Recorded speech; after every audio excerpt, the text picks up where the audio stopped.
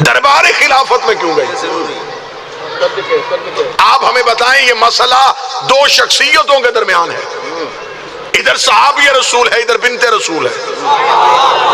مولوی سر پہ قرآن رکھ کے بتائے ان میں تحقیقی منزل پہ کون ہے؟ صحابی پہ تحقیق ہونی تھی، زہرا کو تسلیم کرنا تھا۔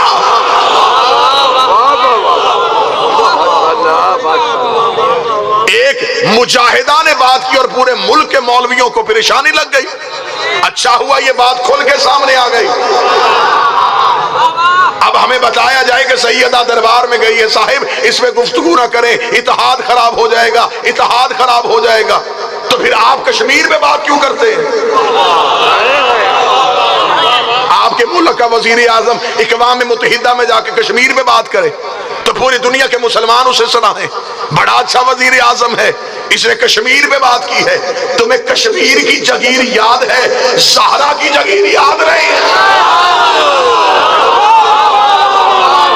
جو کشمیر ایشو پہ بات کرے وہ تو ہیرو بن جائے،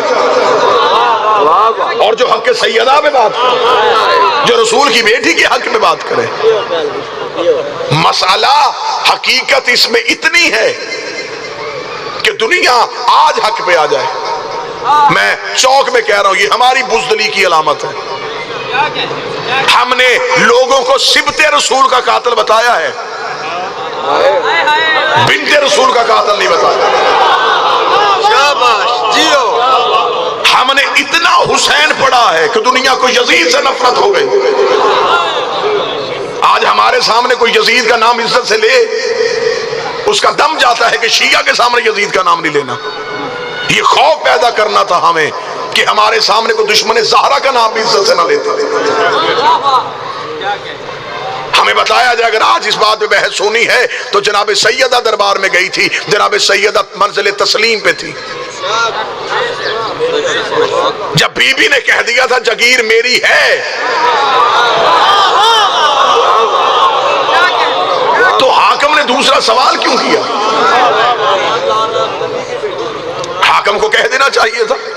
یہ فدق خیبر کے یہودیوں نے دیا تھا رسول کو، 7 ہجری کو یہ رسول کو ملا ہے، 11 ہجری تک یہ نبی کے پاس رہا ہے۔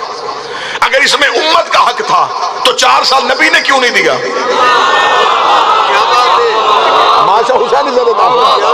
میں بالکل داد سے بے نیاز ہو کے اپنے بچوں تک یہ پیغام پہنچانے لگا، کیونکہ آج کل سوشل میڈیا پہ سب سے زیادہ بحث اس موضوع پہ ہونے لگی۔ تو میں چاہتا ہوں کہ میری قوم کے بچوں کے پاس ابتدائی معلومات ضرور ہونی چاہیے۔ یہ فدق خیبر کے یہودیوں کی ملکیت۔ جب مولا امیر المومنین نے خیبر کو فتح کر لیا اور قلعہ کموس پہ اسلام کا علم نصب کر دیا تو یہودی خیبر کو چھوڑ کے فدق میں آباد ہو۔ اور ایک بات اور ذہن میں رکھیے گا، اس نام کے ساتھ کبھی بھی باغ کا لفظ استعمال نہ کیجیے گا۔ باغ فارسی زبان کا لفظ ہے، یہ فدق ایک باغ نہیں تھا، یہ پوری جگیر تھی۔ کیونکہ اگر آپ باغ کا لفظ استعمال کریں گے تو فدق کی جگیر چھوٹی نظر آنی شروع ہو جائے گی۔ یہ پوری ایک جگیر تھی۔ جب خیبر کے یہودی خیبر سے نکل کے فدق چلے گئے تو انہوں نے فدق کو جا کے آباد کیا اور وہاں بیٹھ کے انہوں نے مسلمانوں کے خلاف سازشیں کرنی شروع کی۔ خبر نبی کو مدینے پہنچ گئی۔ رسالت امام نے پھر امیر المومنین کو اکیلے کو بھیجا، با اختیار کر کے بھیجا، اے علی میں آپ کو مختار بنا کے بھیجتا ہوں، آپ جو بھی فیصلہ کریں مجھے بھی منظور ہوگا، اللہ کو بھی منظور ہوگا۔ مولا امیر المومنین فدق جاتے ہیں، مولا امیر المومنین یہودیوں کے عمرہ کو اکٹھا کرتے ہیں، اکٹھا کر کے ابو طالب کا بیٹا ایک طریق ساز خطبہ دیتے ہیں۔ امیر المومنین کہتے ہیں دیکھو اگر تو تمہارے دل میں ہے خیبر کی شکست کی بدلے کی تڑپ، تو میں تنہا اس لیے آیا ہوں تمہیں بتانے کے لیے کہ خیبر میں تنہا فتح کر کے گیا تھا۔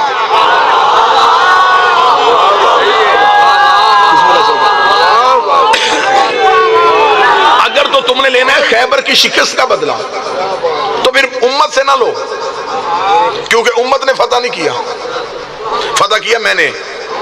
اگر ہے تمہارے دل میں مرحب کی موت کا بدلہ لینے کی خواہش تو میں تمہارے گھر آ کے تمہیں بتانے آیا ہوں مرحب کو میں نے مارا تھا۔ آپ جرأت علی سن رہے ہیں؟ وہ قلعہ کموس پہ جو آج بھی اسلام کا پرچم لگا ہے نا، وہ میں نے لگایا۔ تمہارے نجومی آج بھی جس بات کو سوچ رہے ہیں نا کہ وہ دروازہ کیسے کھلا، اسے میں نے اکھاڑا تھا۔ اگر تو تم نے لینا ہے خیبر کا بدلہ تو میں تنہا علی اس لیے آیا ہوں کہ اگر بدلہ لینا چاہتے ہو تو میں علی آ گیا ہوں۔ باقی مسلمانوں کو پریشان نہ کرو، جنگ کرنی ہے تو کرو، ہاتھ بھی وہی ہے، تلوار بھی وہی ہے۔ خیبر کے یہودیوں نے علی کو یوں دیکھا، انہوں نے کہا یا علی ہم معذرت چاہتے ہیں، جو سازش اسلام کے خلاف ہوئی آئندہ وہ نہیں ہوں گی۔ مولا امیر المومنین نے فرمایا اس کی کوئی گارنٹی، کوئی ضمانت؟ انہوں نے کہا ہماری جتنی جگیر ہے جہاں خیبر ہم نے دے دیا ہے، جبکہ خیبر یہودیوں کے لیے ریڑھ کی ہڈی تھی۔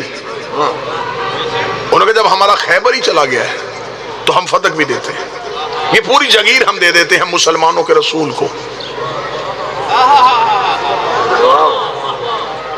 اور اگر آپ چاہیں تو جو سکونتی جگہ ہے جہاں ہم رہتے ہیں، جہاں ہماری رہائش ہے، اگر آپ کہیں وہ جگہ میں عنایت کر دیں، ورنہ ہم وہ بھی چھوڑ دیتے ہیں۔ اور کبھی بھی کسی کو بے گھر کرنے سے علی کبھی فیصلہ نہیں کرتے تھے۔ امیر المومنین نے فرمایا وہ جو سکونتی جگہ ہے وہ تمہارے پاس رہے گی، جگیر تم لکھ کے دو گے۔ جگیر انہوں نے ایک معاہدہ لکھا، ایک ایگریمنٹ لکھا، ان کے یہودیوں کے عمرا نے دستخط کیے، علماء نے دستخط کیے، امیر المومنین کی مہر لگی۔ امیر المومنین یہ تحریر لے کے رسول کے پاس آ گئے۔ یہ دوسری فتح ہے علی کی۔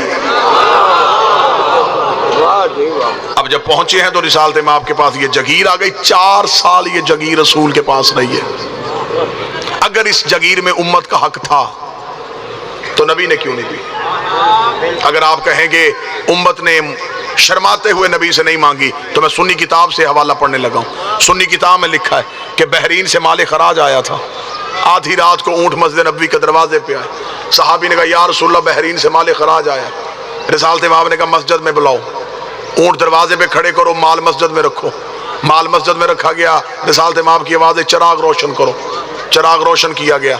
رسالت مآب نے کہا مستحقین کی، غریبوں کی، مسکینوں کی فہرستیں دو۔ فرشتے رسول کے سامنے، رسول نے کہا جس جس کا مال جتنا جتنا بنتا ہے اس غریب کے گھر چھوڑ کے آؤ۔ صحابہ نے کہا یا رسول اللہ رات آدھی سے زیادہ ڈھل چکی ہے، اگر یہی کام دن کی روشنی میں ہو جائے تو زیادہ بہتر نہیں؟ رسالت مآب نے کہا دن کی روشنی میں کرنا تو دن کی روشنی میں کر لینا، لیکن تم میں سے ایک صحابی بھی اس بات کی ضمانت دیتا ہے کہ کل تک میں زندہ رہوں گا؟ تم میں سے کوئی ضمانت دے دے تو میں مال کھڑا کر لیتا ہوں۔ صحابہ نے کہا یا رسول اللہ ایسی ضمانت تو کوئی نہیں دیتا۔ فرمایا تم ضمانت نہیں دیتے، میں کسی غریب کا حق اپنی گردن پہ کیسے رکھ سکتا ہوں؟ تو یہ سنی کتاب میں لکھا ہے جو نبی غریب کا حق ایک رات نہیں رکھتا تھا، اس نے فدق 4 سال اپنے پاس کیسے رکھ لیا؟ 4 سال یہ فدق نبی کے پاس رہا۔ پھر اللہ نے قرآن کا حکم بھیج دیا وَآتَ ذِی الْقُرْبَىٰ حَقَّهُ، میرا حبیب اپنی قریبی عورت کو اس کا حق دے۔ قربا کا لفظ آیا ہے، قربا کا لفظ آیا ہے۔ عربی گرامر سمجھنے والے کہہ دو اکبر کہتے ہیں بڑے مرد کو، کبرا کہتے ہیں بڑی عورت کو، اصغر کہتے ہیں چھوٹے مرد کو، اصغر کہتے ہیں چھوٹی عورت کو، قربا کہتے ہیں ایک قریبی عورت کو۔ میرا حبیب اپنی قریبی عورت کو بلا اور اسے حق دے۔ اگر بیٹیاں 4 ہوتی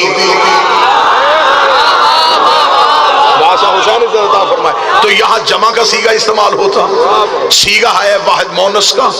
رسالت مآب نے خبر نبی کو بھی تھی کہ یہ حق کہاں پہنچنا ہے۔ نبی نے پھر بھی کہا جبریل اللہ سے پوچھ کس جگیر کی بات کر رہا ہے اور کسے دینے کی بات کر رہا ہے؟ فرمایا خدا کہہ رہا ہے کہ فاطمہ کو فدق لکھ کے دے۔ رسالت مآب نے اپنی زندگی میں یہ حق اپنی بیٹی کے نام لکھ دیا، یہ ملکیت ہو گیا سیدہ کی، پھر یہ سیدہ کے پاس رہا۔ اب یہاں پہ ایک سوال تو میں نے اس کا جواب دے دیا، یہ کہاں سے آیا تھا۔ اگلا سوال آپ کے ذہنوں میں ضرور آئے گا اور آپ سے دشمن ضرور پوچھے گا کہ پھر یہ گیا کہاں تھا۔ رسالت مآب کی زندگی میں پہلے رسول کے پاس رہا، رسول ہی کی زندگی میں جناب زہرا کی ملکیت بنا، جناب سیدہ کے زندگی میں جب منبر رسول پہ قبضہ ہوا تو پھر اس جگیر پہ بھی قبضہ ہو گیا۔ یہ جگیر پہلے خلیفہ کے قبضے میں رہی۔ یہاں میں ایک سوال پھر جناب سیدہ کی دہلیز کی نوکری کرتے ہوئے امت مسلمہ سے پوچھنا چاہتا ہوں، اگر مسلمانوں کے خلیفہ نے یہ کہہ کے نبی کی بیٹی سے لیا تھا کہ یہ امت کا حق ہے، امت کا حق کہہ کے لیا تھا، اگر یہ امت کا حق تھا تو پھر خلیفہ نے امت کو دیا کیوں نہیں؟ متوجہ ہے موضوع کی جانب؟ اگر اس میں امت کا حق تھا تو پھر اس کو چاہیے تھا امت کو دے دیتا، پھر اس نے امت کو نہیں دیا، اس نے اپنے قبضے میں رکھا، دوسرا خلیفہ آیا اس کے قبضے میں رہا، تیسرے خلیفت کے دور میں تیسرا خلیفہ کے قبضے میں رہا، پھر تیسرا خلیفہ جاتا ہوا اپنے دماد مروان کو دے کے چلا گیا جس کو نبی نے مدینے سے نکالا تھا، پھر اس کے بعد یہ بنی امیہ کے پاس آ گیا، اس کے بعد یہ بنی عباس کے پاس آ گیا، اب یہ فدق چلتا رہا۔ اب اس میں بہت اہم سوال جو میں ضروری سمجھتا ہوں یہاں بتانا، وہ سوال یہ ہے کہ آج لوگ پوچھتے ہیں کہ اگر انہوں نے قبضہ کیا تھا تو جب مولا علی کی حکومت آئی تھی، اب موضوع دلچسپی پیدا کریں تو میں آپ کے سامنے یہ حقائق رکھوں کہ جب مولا امیر المومنین کا دور آیا تھا تو امیر المومنین نے یہ فدق واپس کیوں نہیں لیا؟ اس میں ضرور اپنا استدلال دیتا، میں ضرور استنباط کرتا، میں ضرور اپنی عقل استعمال کرتا اگر میرے پاس معصوم کی حدیث نہ ہوتی۔ میں اپنے دلائل دے دیتا کہ یہ وجہ بھی ہو سکتی ہے، یہ وجہ بھی ہو سکتی ہے، لیکن مذہب جعفریہ میں جب فرمان معصوم آ جائے تو پھر استنباط حرام ہو جاتا ہے، پھر ہم اپنی عقلی دلیل نہیں دے سکتے۔ میں یہ نہیں کہہ سکتا کہ میرے خیال میں، اب اس میں معصوم کا جواب پڑھنے لگا ہوں، اس جواب سے بہتر کوئی جواب ہے ہی نہیں۔ صاحبان منبر میرے باعزت احباب جو تشریف فرمائیں، ان سے دعا حاصل کروں آپ تک وہ جواب پہنچاؤں۔ کتاب کا نام ہے مناقب ابن شہر آشوب، معتبر ترین کتاب ہے۔ چھٹے امام سے ایک بندے نے بالکل یہی سوال پوچھ لیا، بالکل یہی سوال پوچھ لیا۔ اس نے کہا مولا آپ کے دادا علی نے فدق واپس کیوں نہیں لیا تھا؟ جواب میں تب تک نہیں پڑھوں گا جب تک ایک ایک عقل جو ہے وہ منبر کی طرف راغب نہ ہو جائے، تاکہ یہ سوال گم نہ ہو، یہ ذہنوں میں نقش ہو جائے، اور جو بندے یہ سوال کرتے کہ علی نے کیوں نہیں دیا، یہ سوال میں ہمیشہ کے لیے آج امام اکرونی میں دفن کرنے لگا ہوں۔ مولا آپ کے دادا علی نے فدق واپس کیوں نہیں دیا؟ امام نے کہا، اب بالکل وہ جملے میں استعمال کرنے لگا جو امام کے تھے۔ امام نے فرمایا ہم آل محمد کا مزاج ہے جو چیز ہم سے ظلمن چھینی جائے ہم اس میں دوبارہ اختیار اس لیے نہیں کرتے تاکہ ظالم کی سزا میں اضافے کا باعث بنے۔ اگر ہم واپس لے لیتے تو لعنت تو ختم ہو جاتی۔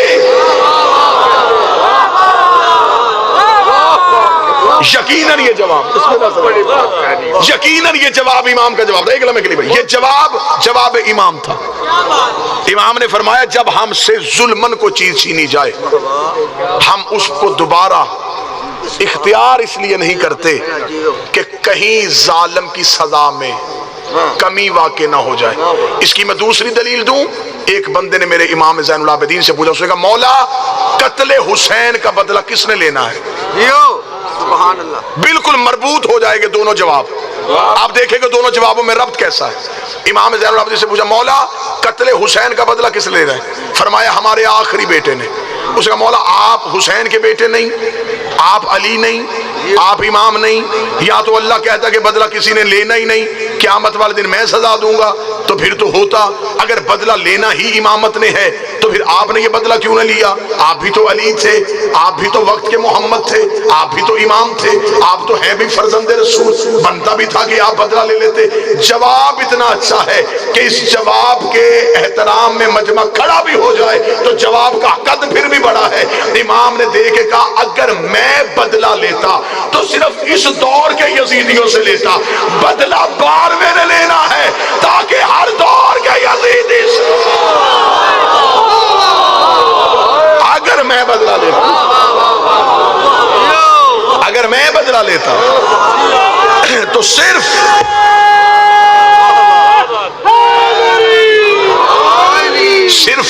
اس دور کے یزیدیوں سے لے لیں، اور جب انتقام لے لیا جائے تو پھر اس کے بعد انتقام نہیں ہوتا۔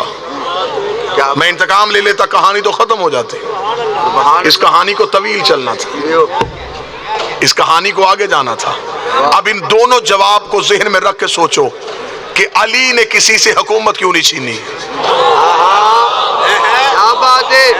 امیر المومنین سے آگے کے بندے نے پوچھا یا علی فلاں بندہ آپ کی جگہ تخت پہ بیٹھ گیا ہے. علی مسکرا کے فرماتے ہیں کیا اس کا ہاتھ عرش پہ پہنچ گیا ہے؟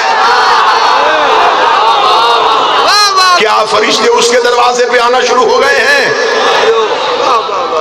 آل محمد سے آل محمد کا حق تو ہے، امامت اور امامت ہمیشہ ان کے پاس ہے. جب سیدہ نے کہہ دیا تھا تو حاکم نے سیدہ سے. اب دو چیزیں بیان کروں کیونکہ یہ موضوع اہم ترین موضوع ہے.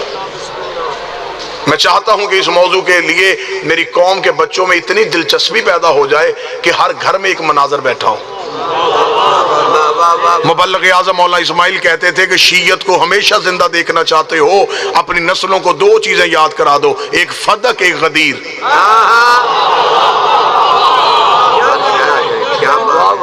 دو چیزیں اپنے بچوں کو رٹا دو.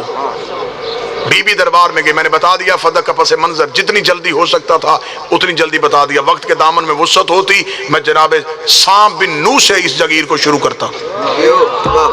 یہ چلی کہاں سے تھی؟ سبحان اللہ. رسالت امام نے سیدہ کو دے دی، سیدہ کے پاس آ گئی، بی بی نے اپنے عامل بٹھا دیے، بی بی کی عامل وہاں پہ بیٹھ گئے.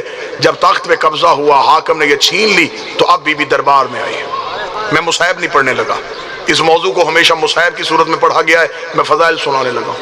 سیدہ دربار میں آئی، کیا کہنے، رسول کی بیٹی تو بغیر تلوار کے ایسا لڑی ہے.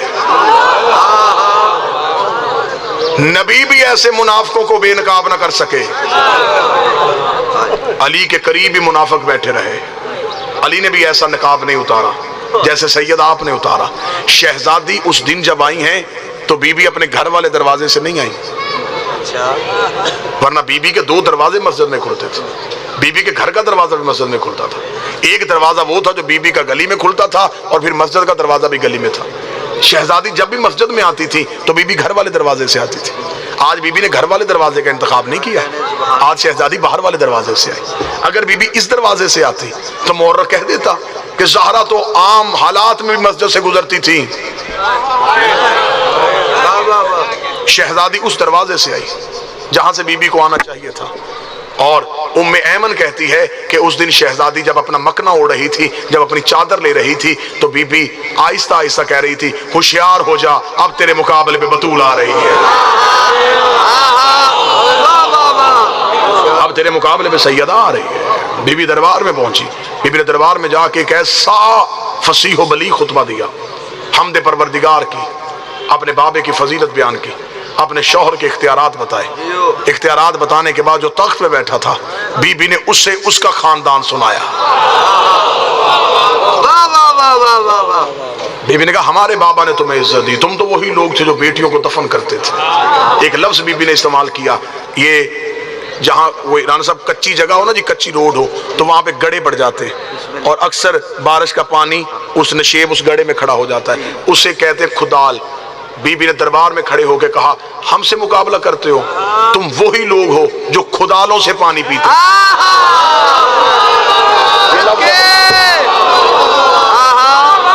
تم کھدالوں سے پانی پیتے تھے، تمہیں حلال اور حرام کی تمیز نہیں تھی. میرے باپ نے تمہیں جینا سکھایا، میرے باپ نے تمہیں دنیا میں رہنا سکھایا. حاکم نے کہا بنت رسول اپنے گھر کی فضیلت اور ہمارے خاندان کا تقابل پڑھنا بند کر، بتائیے آئی کیوں ہے؟ شہزادی کا پوچھنے آئی ہوں تو نے میری جگیر پہ قبضہ کیسے کیا، کس وجہ سے تو نے میری جگیر پہ قبضہ کیا؟ اس نے کہا رسول کی بیٹی میں نے اس لیے قبضہ کیا کہ نبی کچھ بھی چھوڑ کے نہیں جاتے. جب بی بی نے کہا، جب اس نے کہا نا نبی کچھ بھی چھوڑ کے نہیں جاتے، اور تمہارے بابا کی حدیث میرے پاس ہے کہ ہم گروہ انبیاء جو چھوڑ کے جاتے ہیں وہ صدقہ ہوتا ہے. اتنا کہنا تھا، بی بی کا اگلا جواب سننا اور دلوں میں سیدہ کو سلام پیش کر دینا. بی بی دے کے کہتی ہے اچھا تو تیرے پاس میرے بابا کی حدیث ہے کہ ہم کچھ بھی چھوڑ کے نہیں جاتے، تو بتا تجھے میرے بابا نے تخت میں بٹھایا ہے؟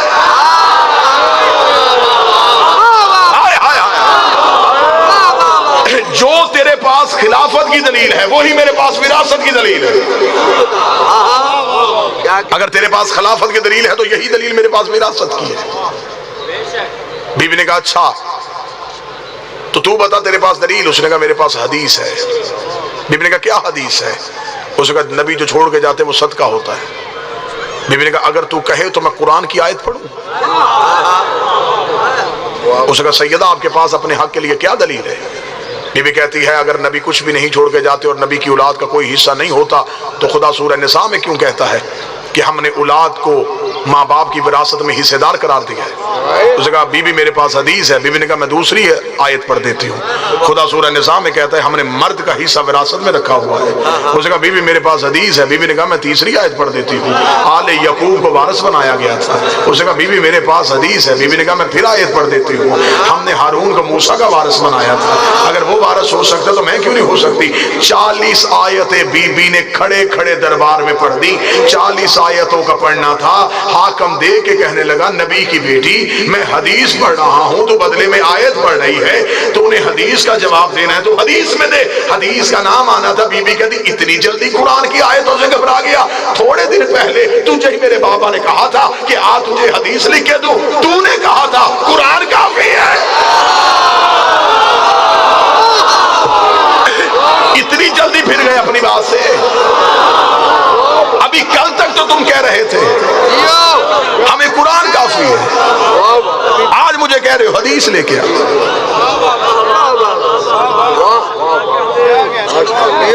اس نے کہا سیدہ حق تسلیم ہوگا لیکن اگر نصاب شہادت مکمل کرو, گواہیاں مکمل کرو. کیا کہنے نبی کی بیٹی تیری عزت کے. بی بی نے کہا میں گواہیاں دیتی ہوں. بی بی نے دربار میں گواہیاں پیش کی.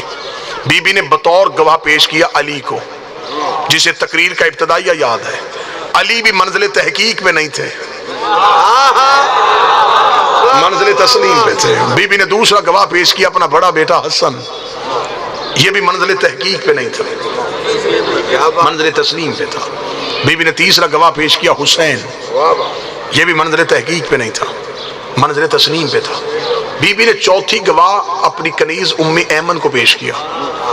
اب آپ مجھ پہ سوال کریں کہ فضا کے ہوتے ہوئے ام ایمن کو پیش کرنے میں کیا راز تھا؟ ام ایمن کو پیش کرنے میں حکمت یہ تھی کہ ام ایمن جو تھی وہ بی بی کے پاس اپنی ذاتی کنیز نہیں تھی, یہ رسول کی کنیز بھی نہیں تھی, یہ تھی جناب عبداللہ کی کنیز. جناب عبداللہ نے دی تھی رسول کو, رسول دے کے گئے تھے زہرا کو. بی بی نے کہا تو نے دلیل دی تھی ہے کہ نبی نہ وارث ہوتے ہیں نہ بناتے ہیں, اگر میرا بابا وارث ہوتا بھی نہ بناتا بھی نہ تو اس کنیز کا وارث کیسے ہو گیا؟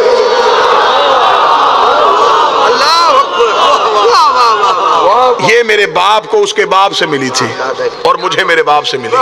یہ کنیز زندہ ثبوت ہے کہ نبی وارث ہوتے بھی ہیں, نبی وارث بناتے بھی ہیں. بی بی نے ام ایمن کو پیش کر دیا. گواہیاں جھٹلا دی گئی کہ نہیں بی بی. اب گواہیاں کیا کہہ کے جھٹلائی گئی وہ بھی میں پڑھ دیتا ہوں. گواہیاں یہ کہہ کے جھٹلائی گئی کہ علی کو ہم گواہ اس لیے تسلیم نہیں کرتے کہ علی آپ کا شوہر ہے, اس جگیر میں شوہر کا حق ہے, حسنین آپ کے بیٹے ہیں. کیا کہنے بی بی تیرے.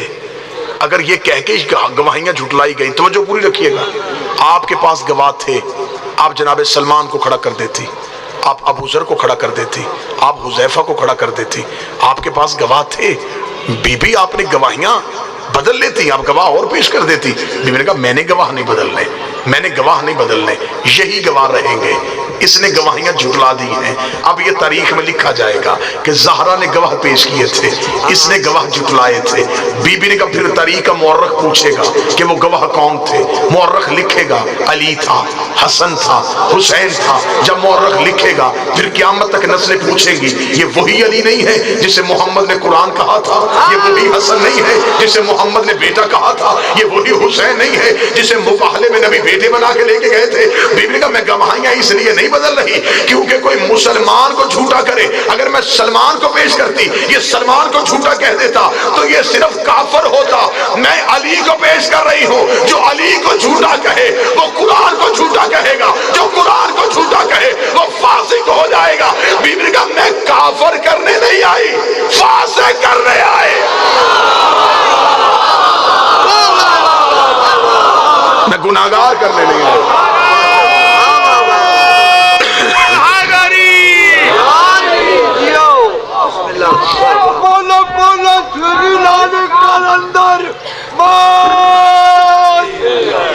اب اگر یہ مقدمہ پاک پاکستان کی کسی بھی عدالت میں آتا ہے، ہم تیار ہیں، اور ہمیں میری شہزادی نے یہ موقع عطا کیا کہ ہم پاکستان کی عدالت سے یہ منوا کے نکلیں کہ زہرا کے دشمن پہ کل بھی لعنت تھی۔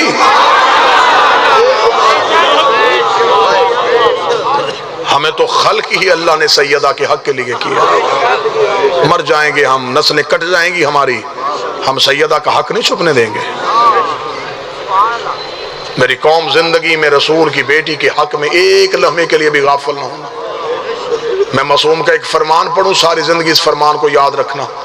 مولا فرماتے اگر تم چاہتے ہو کہ تمہاری قبر کی پہلی رات علی تمہارا شکریہ ادا کرنے آئے تو زندگی میں بطول کے حق میں پردہ نہ ڈالنا۔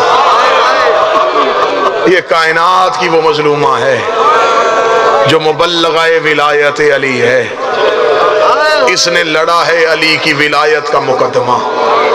جو اس بی بی کے حق کا طرفدار ہو علی قبر کی پہلی رات اس کا شکریہ ادا کرنے آتا ہے۔ لاہور شیعہ سنی مشترکہ احباب بیٹھے ہو، مجھے سر پہ قرآن رکھ کے بتاؤ، زمانے جاہلیت میں بیٹیاں زندہ دفن ہوتی تھی، بیٹی کا احترام کس نے سکھایا تھا؟ بیٹی کی عزت کرنی کس نے سکھائی تھی؟ بیٹی کو تعلیم دلوانی کس نے سکھائی تھی؟ بیٹی باعزت گھر سے رخصت کرنی کس نے سکھائی تھی؟ باپ کی وراثت میں بیٹی کا حصہ کس نے رکھا تھا؟ نبی نے۔ اب بادشاہ کی مسند کے سامنے مجھے بول کے بتاؤ جس نے کائنات کی ہر بیٹی کو حق دلوایا تھا، اس کی اپنی بیٹی حق سے محروم چلی۔ عزت دار چہرے تشریف فرمائے۔ شیعہ شرعی قوانین میں یہ قانون ہے، بیٹی باپ کی وراثت میں حصے دار ہوتی، بیٹی کو جیسے بیٹوں کو حق دیا جاتا ہے ویسے بیٹی کو حق دیا جاتا ہے۔ بیٹی شرعی طور پہ وارث ہوتی ہے، لیکن اعجاز بھائی، رضا بھائی، ذیشان بھائی، یہ ہمارے ملک میں ماؤں کی تربیت کا اثر ہوتا ہے، خاندانوں کی تربیت کا اثر ہوتا ہے۔ اکثر بہنیں بھائیوں سے حق نہیں لیتی۔ باپ زندگی میں کہے نا کہ میں اپنی زندگی میں جائیداد تقسیم کرتا ہوں، بیٹی رو کے کہتی بابا مجھے چھوڑ، بھائی کے نام لکھ دے، تیری جگیر تیرے بیٹوں کو نصیب ہو، تیری جگیر تیرے بیٹوں کے مقدر میں ہو۔ باپ کے بعد بھائی کہے نا میں تجھے حق دینا چاہتا ہوں، ماتھا چوم کے کہتی تو نے کہہ دیا میرا ہو گیا، تو نے کہہ دیا تسلیم کر لیا میرا ہو گیا، اللہ تیرے نصیب کرے، باپ کے گھر باپ کی جائیدادیں تجھے ہی نصیب ہوں، میں سوکھی روٹی سے بھی گزارا کر لوں گی، تیرا صحن آباد رہے، تیرے گھر آباد رہے۔ میں نے اکثر آنکھوں سے یہ منظر دیکھا ہے، بیٹیاں عدالت میں بھائی کے حق میں جائیداد لکھ کے کاغذ بھائی کے حوالے کرتی ہیں، ماتھا چوم کے کہتی دے دی ہے میں نے تجھے، ایک منت ہے کفن میں نے تجھ سے مانگ کے لینا ہے، بے کے گھر سے میرا کفن ضرور آنا چاہیے۔ مجھے سر پہ قرآن رکھ کے بتاؤ آج ہماری بہنیں بھائیوں کو حق دے دیتی ہیں۔ امامیہ کلونی میں یہ لاہور کا مجمع مجھے بول کے بتائے ایک بار بھی حاکم زہرا سے کہہ دیتا محمد کی بیٹی ہمیں ضرورت ہے، کریم باپ کی بیٹی تھی، ایک بار انکار نہ کرتی، جس کی ماں نے ساری دولت دے دی تھی، یہ جگیر دربار میں دے کے آ جاتی۔ ہم روتے اس لیے ہیں مانگا نہیں گیا بلکہ کہا گیا تو جھوٹ بول رہا ہے، جھٹلایا گیا محمد کی بیٹی کو۔ جو ظلم کتابوں میں لکھے جا چکے ہیں ایک بھی پڑھ دیا جائے، مجلسوں سے بندے نہیں جنازے اٹھے، اتنی دردناک شہادت ہے رسول کی بیٹی کی۔ شیعت پھولوں کی سیج میں نہیں تلواروں کی دھاروں سے چلی، بی بی کے درد چھپ چھپ کے لکھے گئے، ڈر ڈر کے لکھے گئے، ڈرے ہوئے درد جو ہم تک پہنچے ہیں وہ بھی اتنے دردناک ہیں، پڑھ دیے جائیں تو بندے مر جائیں۔ بادشاہ حسین کی عزت کی قسم، یہ کائنات کی واحد مظلومہ ہے جس کے مصائب بھی چھپا دیے گئے، علی کے صرف فضائل چھپائے گئے، زہرا کے مصائب بھی چھپائے گئے۔ کتنی زخمی تھی بادشاہ کی مسند کے سامنے، شہنشاہ کی مسند کے سامنے، اپنے ولی العصر بادشاہ سے اپنے گناہوں کا اعتراف کرتے ہوئے اس دروازے سے مانگی خیرات پہ اعتماد کرتے ہوئے معافی مانگ کے جملہ پڑھنے لگا ہوں، آدھے سے زیادہ زخم بطول نے علی کو بھی نہیں بتایا۔ اگر مجھ سے کہو کہ تیرے پاس کوئی دلیل ہے تو دلیل دے، میں ایک دلیل پڑھوں گا، میرا خیال اس کے بعد مجھے پڑھنے کی گنجائش نہیں رہے گی، ایک دلیل کے بعد میں ممبر چھوڑ دیتا ہوں۔ آدھی آدھی رات کو علی گھر میں آتے، چھپ چھپ کے زہرا کے حجرے کا پردہ اٹھا کے علی زخمی زہرا کو دیکھتے، پھر علی اپنی اولاد کو اکٹھا کرتے، گھر کے کونے میں بٹھا کے خود علی مٹی پہ بیٹھ جاتے، اپنے بچوں سے کہتے تمہاری ماں مجھے نہیں بتاتی، تم بتاؤ تمہاری ماں کتنی زخمی ہے، تم بتاؤ تمہاری ماں کو کہاں کہاں زیادہ زخم ہے۔ اتنا علی اولاد سے پوچھ رہے تھے، یا ایک دن حسن کی آواز آئی، ہے بابا تو جو رات کی تاریکی میں ماں کے حجرے میں چھپ چھپ کے ماں کے زخم پوچھتا ہے، اگر اجازت دے میں تجھے ماں کا درد بتاؤں۔ علی نے حسن کا ماتھا چوما، رو کے بتایا ہاں حسن درد بتا۔ حسن رو کے تو شیر خدا ہے، تو فاتح خیبر ہے، بابا تو برداشت نہیں کرے گا۔ علی کی آواز آئی، حسن مجھے درد بتا، یہ ہے میرا علم عباس میں حال۔ حسن نے اپنا ہاتھ علی کے سر پہ رکھا، بابا تیری غربت کی قسم ہے، کئی راتیں ہو گئی ہماری ماں نماز میں قنوت نہیں پڑھتی، ہماری اماں کے ہاتھ قنوت کے لیے نہیں اٹھ رہے۔